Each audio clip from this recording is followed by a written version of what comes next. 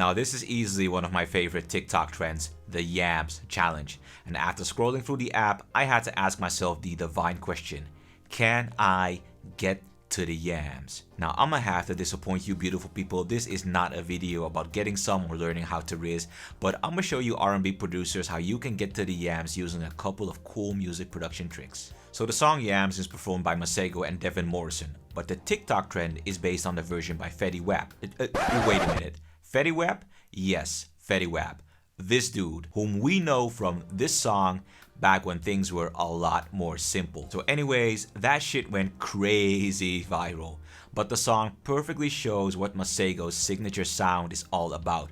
A blend of R&B from different decades and different genres being mixed in as well. So let's look at the instruments that we can identify. Piano, playing a heavenly chord progression with plenty of cool little licks in between. Then there's a pan flute patch, at least it sounds that way, playing a solo towards the end of the song. And there's also a saxophone, classic Masego, also playing a solo towards the end of the song. What you're also hearing is a couple of grace notes being played by a synthesizer lead, and I'm not sure about this one, but I think I can faintly hear a string patch playing in the background for some airiness. Now I want to make a beat with a similar vibe, so I'm going to be using a similar set of instruments. Let me introduce you to my VSTs. The Mini Moog is the VST that I'm using to take care of the bass, and the rest is all the M1 by Chord. And at this point, y'all know that for anything 80s and 90s, the Chord M1 is the VST that I default to, but that's no excuse to sleep on the DX7 by Arturia or the JV1080 by Roland or Xenology by Roland. So I've got a piano patch from the M1, I've got an electric piano patch from the M1, I've got a lead patch also from the M1, I've got a string patch from, you guessed it, the M1, and under the drums / hit stabs, I found two patches which I'm using to emphasize the chords that I'm playing as hits. So let's go and take a look at our chords. So the basis of my chord progression is just two chords in the C minor scale. It's an F minor 7th, which is the 4th degree, and it's a G minor 7th, which is the 5th degree.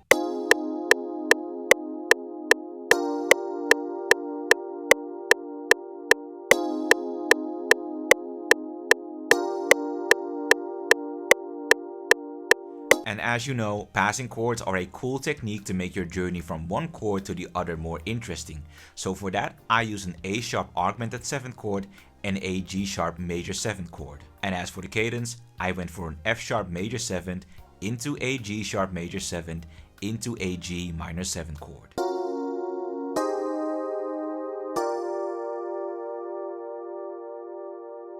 So basically, it always starts with the F minor 7 chord and it ends with the G minor 7 chord, and I just decided to get creative with what I wanted to happen in between those two. So the electric piano is a little bit more static, while the acoustic piano gets to shine a little bit more because it's playing acoustic versions of the chords in the chord progression.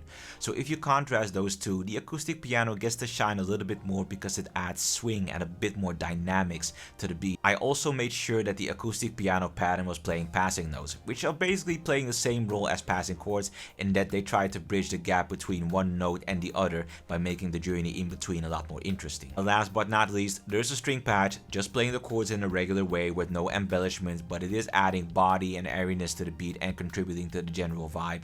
Nothing to say about that, it's doing its damn thing, just play your position, small soldier.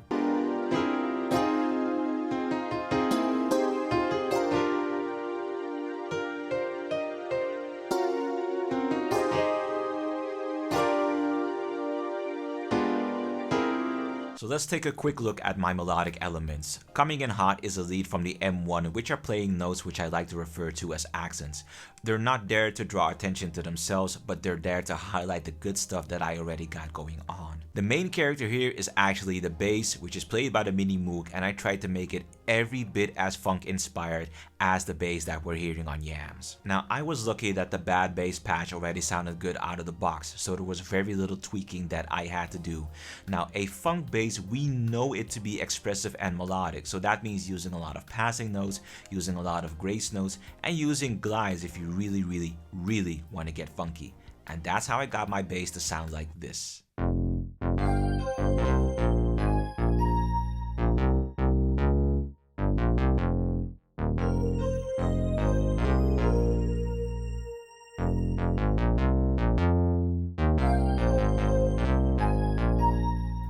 And And notice how my bass is based around playing short and stabby notes that are really melodic, kind of like a melody pattern. It's kind of similar to laying down a bouncy melodic 808 pattern. But you know what? We've been talking so much about chords and melodies and instruments, why don't we take a detour and talk about the drums instead?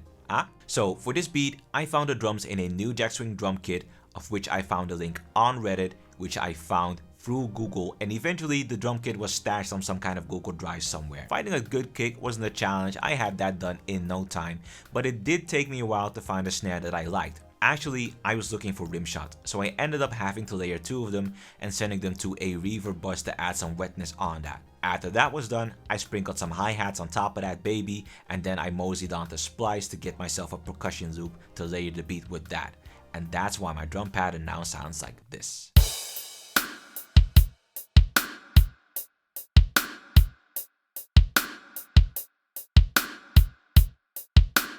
And now it's time to add some icing on the cake. Also, speaking of cake, the beat is called Bakery because I'm trying to get to the place where they got cake and anyways. So I did mention that I have 2 hit patches that are laying emphasis on the chords, and I really love them. I have them playing on a downbeat and a little bit on the pickup as well, just to add a little bit more swing to the beat. But the real showstopper here is a pair of saxophone samples which I got off of Splice, which I'm keeping exclusive to the hook.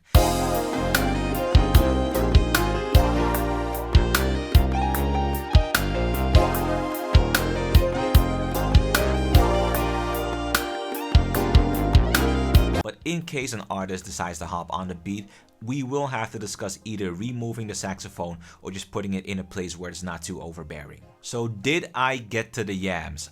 I don't know, y'all be the judge, or you try for yourself if you're able to get to the yams with these instructions or just completely on your own. To me, this was a cool exercise in making a 80s style R&B beat with some 90s influences, so I had a lot of fun doing it. Now if you want to see me do more 90s type stuff, I gotta say I am pretty nice with the new jack swing, so check out this video right here. But if you want to see me do some ballad type stuff, which is more late 80s to early 90s, you can check a video out right here. But more importantly, I hope to see y'all right here in the next video. And y'all be easy. Peace.